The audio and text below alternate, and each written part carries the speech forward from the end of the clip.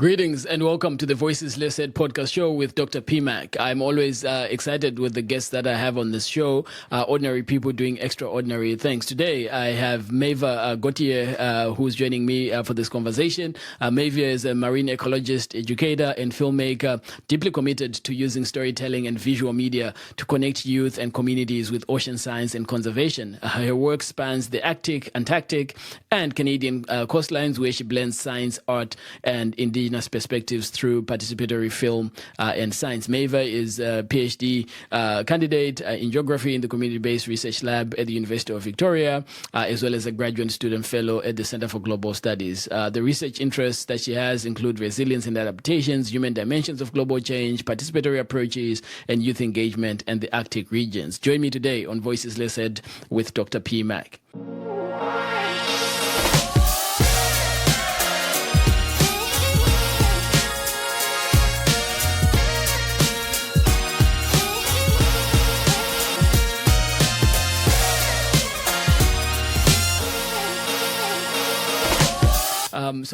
Interestingly, as I was doing my research and the way I know you too, right? You just don't wear one hat, Maeva. You wear so many hats: scientist, filmmaker, educator, businesswoman, entrepreneur. And you and I have coffee and say, we need to have time to talk about entrepreneurship. So what mindset shift helped you grow the most as an entrepreneur? Yes. That's a tough one because I feel like you're constantly learning and going through ups and downs as entrepreneur. And a bit like you, I wear many hats because, we're not just one thing. Yeah. We can love many different things, and Yeah. maybe the job that we'll do doesn't exist yet. Yep. So sometimes you have to create the space in the world for the things you love and the things you want to do and change. So True. I would say for me, the sense of grit, I would say. So the sense of Mm. persevering through challenges, but also Yep. remembering the why and Mm. keeping the passion. So, Mm. as entrepreneurs, we go through ups and downs, and it's normal. Yep. But sometimes it's the time it takes to bounce back up that makes a difference. So, Yeah. you Yeah. know. I feel like for entrepreneurs, you have to be have a thick skin to kind of be like, okay, well, it's not Sure. the end of the world. Like I'm down Sure. right now, but it's okay. Yeah. I'll keep going because Yeah. this is why I'm doing this. So The up is gonna come at some stage, yeah. right? And so tell me, Maeva, do you have an on and off switch? Like, do you have an on switch for entrepreneurship? Say, okay, I'm on entrepreneurship. It's a Saturday. I'm doing this, or you find that you just day in day out, 24/7, 365. You're always moving in between these different roles, or how do you balance your time? I feel like time blocking has been helpful because otherwise, otherwise you don't have the same focus when Mm-hmm. you work on something. So Yeah. these days I'm writing early mornings to finish the Oh, yeah. PhD and Uh-huh. then hop on my remote work for Yeah. my work Yeah. job Mhm. and then like webinars during lunch or Yeah. Yeah. here and there on the Saturday morning I might do a Yeah. little bit more entrepreneur work because Mm-hmm. that feeds me. I kind Yeah. of like the working on different things. I've always been that way. I love it. I love it. And so, tell us a little bit about your work. I've introduced you as a marine ecologist, a filmmaker.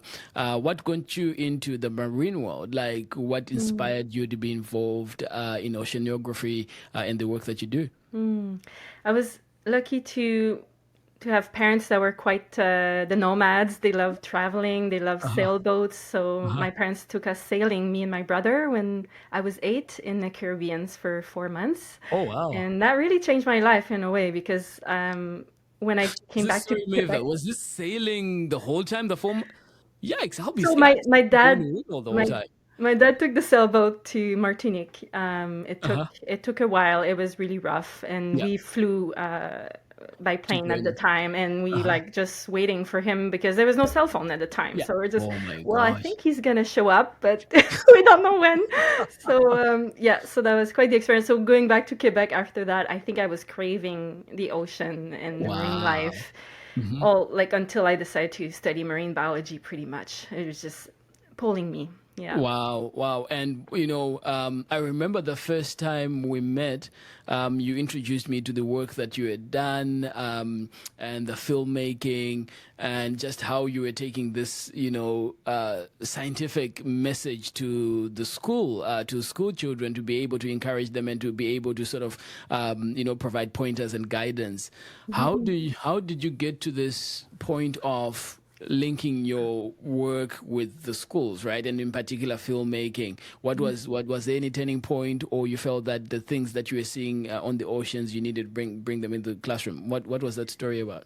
Yeah, it's funny. I really go by instinct. So sometimes you run Oh, into people and uh-huh. you're like, hey, we're gonna do something cool together. So one day I was studying Yeah. marine deep sea biology in the Uh-huh. lab and looking at deep sea imagery. Yeah. And I Yeah. saw this guy, Mike Irvin, in the lab and he was looking at footage. I'm like, hey, who are you? We started talking and he was passionate about ocean and Uh-huh. diving and he had Uh-huh. access to full face masks, which was Wow. the key to having divers talking to Hmm. students above water. Hmm. So we Hmm. decided to play around at Fisherman's Wharf. I used to live on a float home there, Oh, yeah. and we would have the kids going on the dock, and Yeah. then the kids would ask questions to divers live while we were going on the Yeah. water, and Yeah. then it expanded into classrooms. So we were Hmm. able to do that remotely. So it was really started as a passion project, as a way to kind of get out of the ivory tower, Yeah. which universities sometimes I feel like there's so Hmm. much knowledge, but Hmm. if people never hear about it or never Hmm. dive, how are Hmm. we going to care about the ocean? So, So, yeah. so speaking, maybe about people I've never, dove before. Like I've never gone underwater, at least to the depths that you have been. And I've seen some video footage of you diving and having all this scuba gear and all of that. My particular inclination right now, if I was to be asked, like, what would you want to do? Money is not an issue. The thing that I would love to do is to go up and not down. So I'm a freak about all things Starship and all the work that Elon Musk is doing. Trying to get to Mars and trying to get back again to the moon. I'm always caught up with the Themis mission of NASA because I want to go up. I'm I've scared of going up. Well, I want to go up because I'm scared of going down because I feel like going down, you've got all of this weight of water and all of this. And I don't want to talk about, sort of that submarine and the issues that happened. Yeah. So, how is life down there? Can you just paint a picture for my listeners? Like, Yes. yeah, man, because, yeah, what is down there? Yeah, well, first of all, you gotta trust your equipment so you don't go like, too deep too Oh, fast. boy. Oh, You boy. start with the beginning, you go in the Uh-huh. pool, you get used to it. But for me, it's a sense of you're floating. So it's a Hmm. bit like in space, I guess. You're Okay. floating, and the sound is just so calm, and Really? you just hear your bubbles. So it's a bit like you're meditating in a way, Wow. and everything moves slowly. Try running on the water. That's really Oh, really hard. my So it's word. very slow, everything goes Uh-huh. slow. And then there's so much life. When I moved to the West Coast, Uh-huh. I was like, oh, cold water, I'm not Yeah. sure. But the marine biodiversity here is just incredible just because it's so cold. So there's just so Yeah. much marine life because there's Okay. more oxygen. Okay. So just going here, right downtown Victoria, Uh-huh. breakwater, you can go Uh-huh. diving and see tons of marine life. So I I've don't have to seen go very seen far or people very diving fast. there. I'm just Hmm. happy with going slow and looking at everything growing on the Yeah. walls and the fish going by and yeah, it's very beautiful. I'm I've seen people at the breakwater point in downtown Victoria, going down and diving. What's like, how deep have you gone? Oh, with the scuba diving, maximum 60 feet. I guess we work a lot in feet Yeah, yeah. Uh-huh. nowadays. Uh-huh. Yeah. But with when I was studying deep sea biology, it was all remotely operated vehicles. So it was Yeah, like yeah.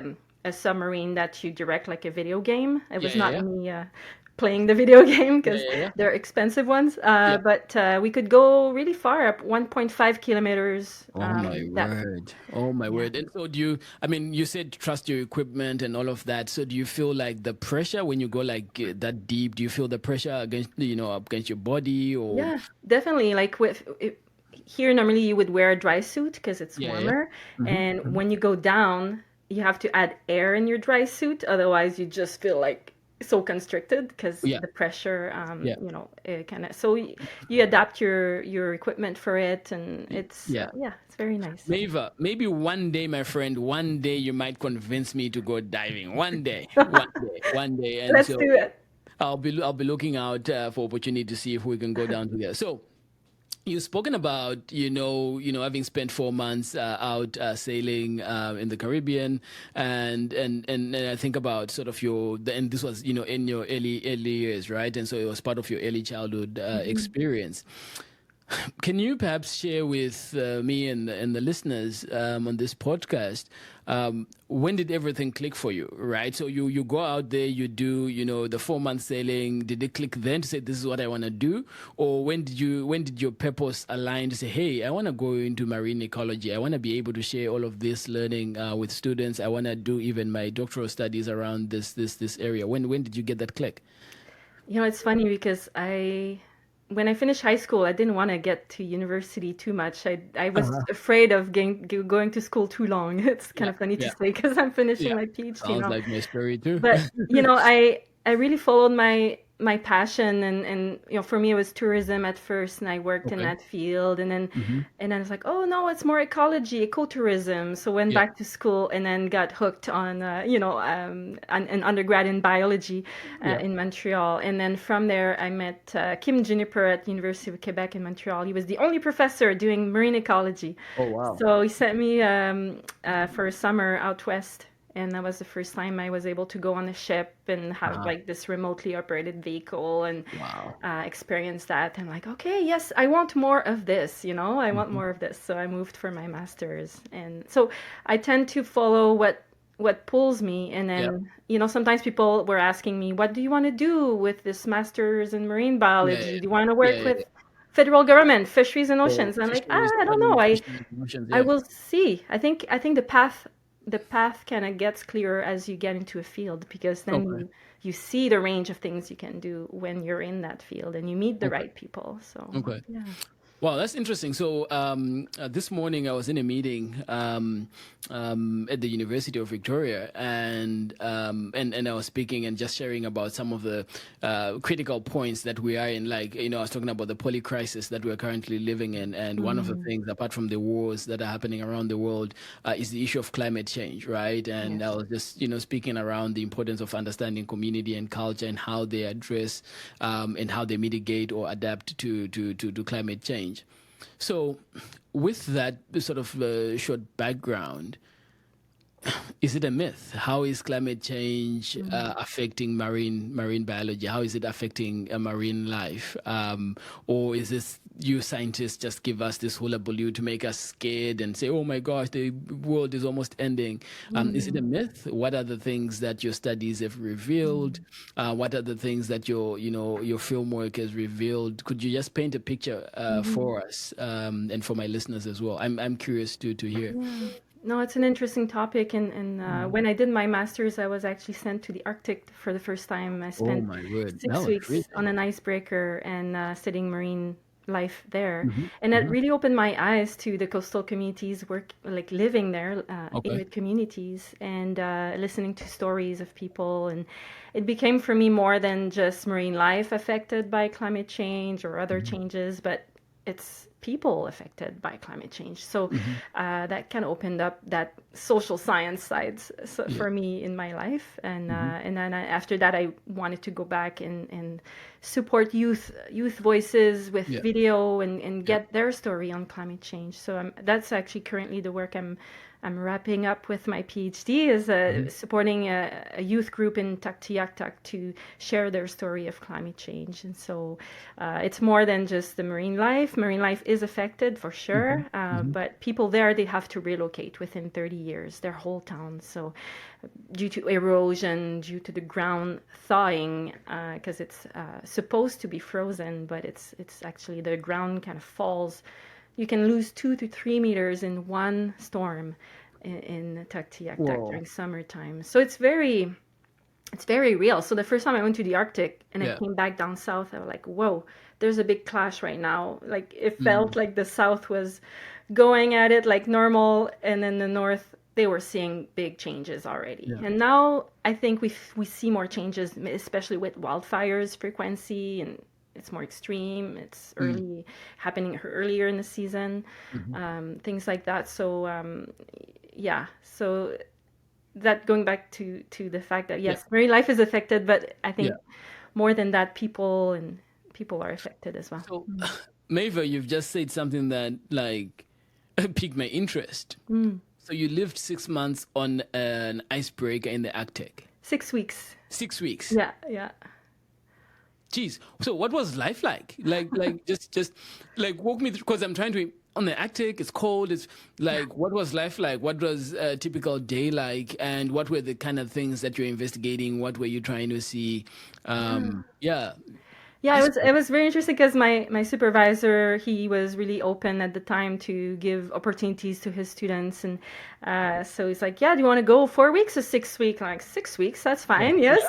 He's like, and then I said, "Oh, I'd love to document what's going on the Mm-hmm. scientific activities on board." Mm-hmm. So he got this little camera kit, and I was able to, on top of doing scientific work and Yeah. looking at the seabed and the different Mm-hmm. species living there, I also did some documentation of the science Yeah. going on board. So it happens 24/7 pretty much, and these Really? teams come together from all across the country, and people have different labs doing different things, like looking at the chemistry of the water, temperature, different species, and I was When just when seeing when something. when it's cold, I love to eat.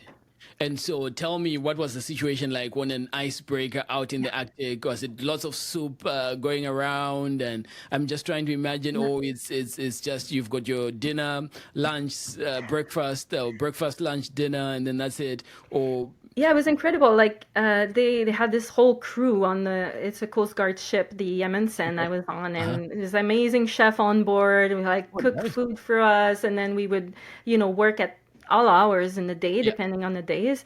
Yeah. It would be cold outside for sure, but Yeah. the light was. I just fell in love with the Arctic that first time I went Wow. because the in October, November, it's the Hmm. time where the days are shorter, and Okay. so your sunsets and sunrises can be 2, 3 hours long, and then it turns all Oh. colors like yellow, and then it's Oh. pink, and it's orange, and so I kept taking little breaks. I gotta take a picture of this. Oh, wait a second, I gotta go back. It's Yeah, just go back. amazing.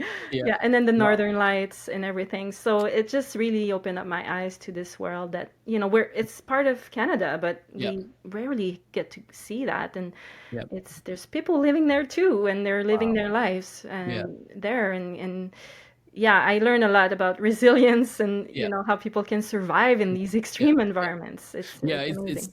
it's so amazing. And one of the things that I was doing as part of my research is for this conversation too is I was looking at life at the polars, right? The two polars, the north and the south, just Hmm. trying to understand. And I know that at least from my research, that Canada has invested a lot going back into the 60s, 50s, 60s, invested a lot in having manned stations, right? Just to be Hmm. able to collect data and research.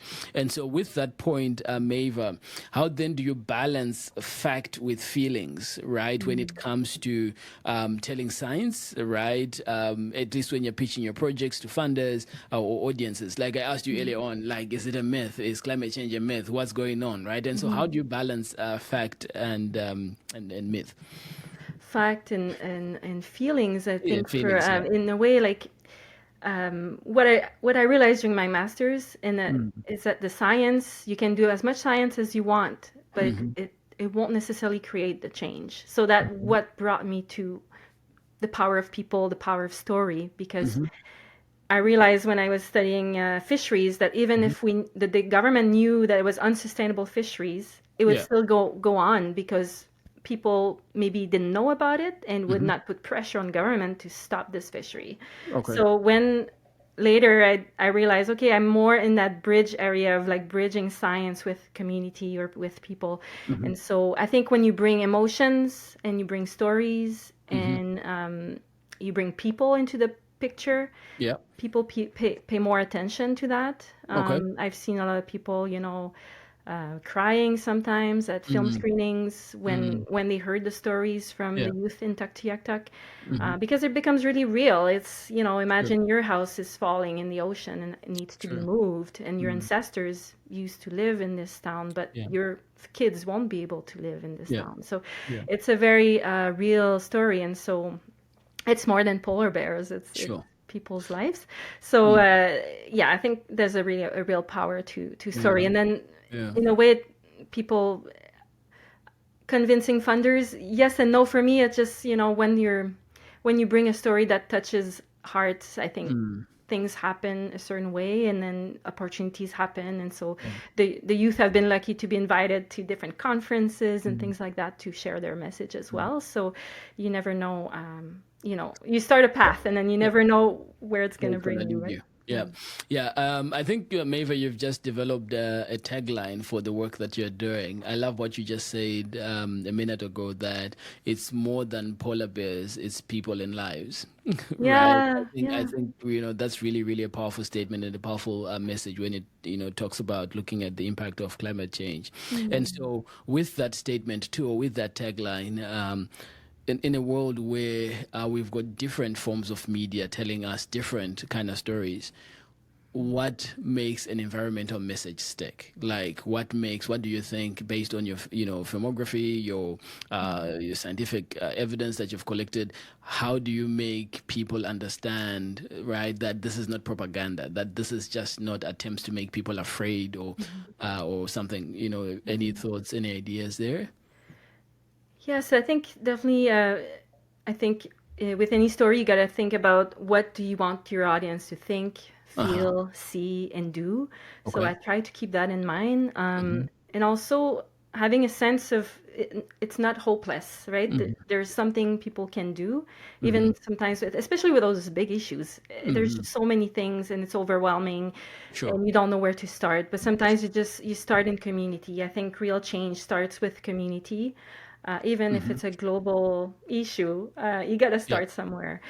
So, so those things are what I've noticed. When we used to do live dives, I Yeah. remember that kids would love the interactive aspect, the fact Hmm. that it's real, it's happening Yeah. now. There's a Yeah. diver answering my Hmm. questions.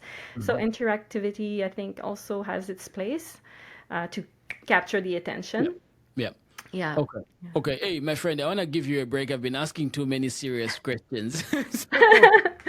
You're a mother, you're a business person slash entrepreneur, you're an academic, a scientist. If you're into film, how do you juggle all of that? How do you unwind? How do you relax? How do you take care of yourself? Yeah, it's really important. Yeah. Yeah. You think about resilience, like for my research, I think about Yeah. resilience, but like I got to think about my own resilience too. True. And, True.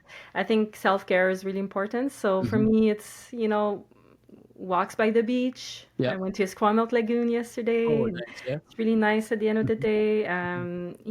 Workouts, Yeah. yoga, Yeah. biking. I Yeah. haven't done enough diving lately, but I'd Yeah. love to go back into diving as well. Hmm. Hmm.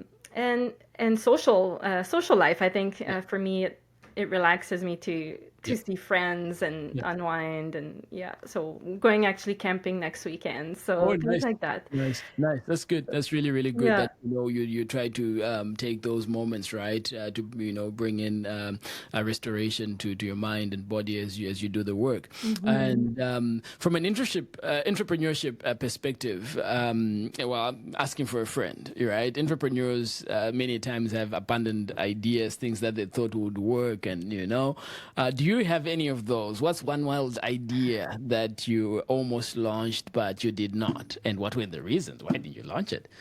It's a good question. I mean, Yeah. for me, it's I don't really see them as abandoned ideas. I think I see them more as a not the right time, Mm-hmm. or perhaps or interests change in life, or priorities change. I might have had wild ideas, but then now I'm like, well, time with my kids is important right now. I don't want to Hmm. just do my thing. Hmm. But if going back to some projects that really I found really exciting was Yeah. when we used to do educational live dives, Yeah. where we would have divers talking to kids. And Hmm. I was thinking going south, going, Yeah. in turquoise, warm, tropical water, shallow, Hmm. and stream a dive from a boat, and then have, either turtles or manta rays Yeah. around. Something like that would be really, really fun. And I think it would be very engaging as well. Uh-huh. So yeah, I think it's just a matter of finding the right team to do Yeah. it and the Do right it. timing. So But it's this not is something. abandoned. It's just an idea that's festering there, and it's Yeah. finding the right team and resources to Yeah. get that off the ground. That's Hmm. interesting. Interesting. And so, I remember the last coffee meeting that we had. You were sharing with me about the new role that you had taken up, and that you're going into grant making, or you're sort of, giving out funds, right? In particular to organize. And correct me if I'm representing that wrong, because I think it's been a month or 2 months since we had our coffee. But looking at marine researchers and organizations that are working in oceanography and giving Hmm. out grants. So, what kind of effect, what kind of ripple effect, perhaps, do you hope that that particular aspect of your work will have on the ocean, on young minds, as well as on storytelling itself about the environment? Yes, I've been starting since December with MIOPAR, which is a ocean research network. And Okay. so I'm really excited with this role to open up the definition of ocean research. Hmm. So, I think you think of coastal communities, indigenous communities, they've Hmm. been researching, learning, Yeah. sharing knowledge about the Hmm. coast for thousands of years.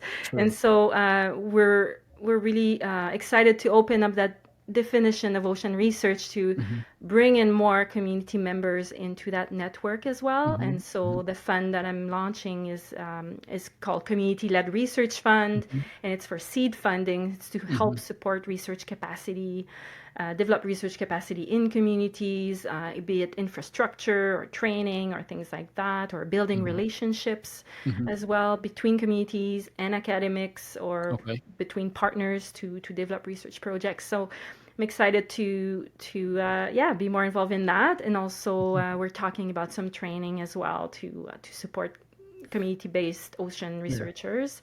So That's it's good. it's been a fun challenge. Yes. So talk about fun challenge. I didn't ask you this question the last time we had coffee. How is it sitting on the other side of the table? Because I know last year or 2 years ago, we are talking about funding and raising resources and writing proposals. Now you're telling me, is it $50 million project or $50 million that you're trying to not give away, but to Yeah. use in your grant or the grant making portfolio that you have?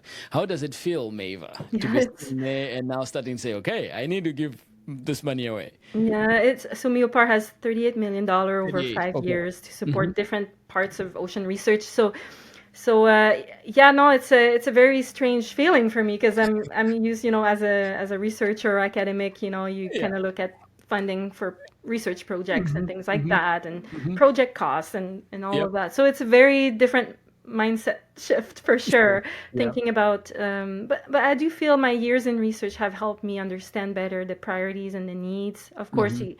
each community will have their specific needs, but Sure. um, it's it's helped me understand a little bit more. Okay, what might be the needs, Mm-hmm. especially in the communities I've worked with. Mm-hmm. It's yeah, I think there's definitely more space needed for Mm-hmm. communities in ocean research, and also just Mm-hmm.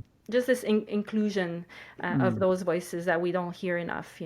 I think community researchers exist, but they might not call it research. They might call it, lived experiences, or they Sure. might call it fishing, or Yeah. farming, or Mm. hunting. It's the knowledge that they use to live in their world. So Yeah. yeah. That's fantastic, and I think about the impact. And thank you so much for the work that you do in the environment space, in in the marine sort of world, in ecology, and yeah, I respect the work that you do a lot. And in thinking about that, I thought about, well, what does Maver think a legacy would be like in this space, right? So when you think about that, if the ocean systems or ocean ecosystems would write a testimonial about your work, what would you want to see in there? Hmm. Yes, I think as humans we're a drop in the ocean in a way. Yeah. And I love convening people. I love creating change, positive change. And so I would like to think that I'm trying to create a current in the ocean to create more change and hope and resilience for our environments and for the communities who live by the ocean and on the ocean. Beautifully said, my friend. And I know we're coming up to our time, but I won't let you go until you answer a couple of questions that I normally ask my podcast guests. If you were to have dinner with 3 people, alive or dead, who would they be and why? Oh my gosh, that's a tough one because there's a lot of interesting people to have dinner with. I've had the pleasure of meeting Dr. Lorna Williams for the past few years here and there, and she's amazing. She's at the University of Victoria, isn't she, right? She is. She's emeritus now, and she's an Indigenous scholar and works a lot in language revitalization. And she always has amazing stories to share. And so, I've followed their work. Amazing scholar. Okay, that's so I'd love to. Maybe I should give her a phone call and plan that dinner soon. Other people. Gosh, I should have thought about this before. Oh no! Well, Dr. PMak is pretty cool too. We'll have to have dinner together one day. I love the work that you do. You inspire me a lot. So yes. Thank you. That's so kind. So I would love to be your +1 for the dinner with Dr. Lorna Williams. Yes. She's done amazing work, and thank you. Yeah, and I've worked over the past years with Dr. Bud Hall at the University of Victoria and with the UNESCO Chair in Community-Based Research. And I don't work as actively with the chair anymore, but I always love connecting and learning, and we kind of need mentors in our life, I think. I love to think that I'm trying to mentor younger generations as well to open the doors for them, and but I think we also need mentors ourselves as we're walking into this world. So Maeva, thank you so much for spending time with me today on Voices Lucid with Dr. PMak. I'm appreciative of the work that you do, and certainly our community is too. Maeva is doing amazing work. Her research in a doctoral program and her interests include resilience and adaptations, human dimensions of global change, participatory approaches, youth engagement, and as we discussed in our conversation, Arctic regions. Maeva, flowers to you, my friend. Thank you for your contributions to the world. Thank you for your contributions to community. And to my listeners, thank you for joining me on Voices Listed with Dr. PMak. Until next time, have a great time. Thank you so much. Thank you for listening to the Voices Listed podcast with Dr. PMak. I hope you enjoyed insights that came out of this conversation. Keep your notifications on. Our next episode will be dropping soon. Thank you and enjoy.